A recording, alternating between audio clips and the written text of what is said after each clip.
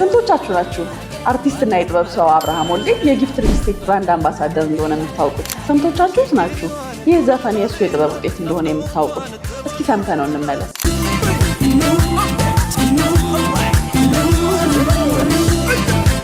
ምን ልላችሁ ፈልጌ ነው፣ ይሄ ዘፈን የሚያስታውሰን ዲያስፖራ እህትና ወንድሞቻችንን ነው እና ከፊታችን ላለው የገና በዓል ወደ ሀገር ቤት ለምትገቡ ዲያስፖራ ወንድም እህቶቻችን ጊፍት ሪል ስቴት ከታህሳስ 15 እስከ ታህሳስ 28 የሚቆይ ታላቅ የሽያጭ መርሃ ግብር አዘጋጅቶ እየጠበቃችሁ ነው።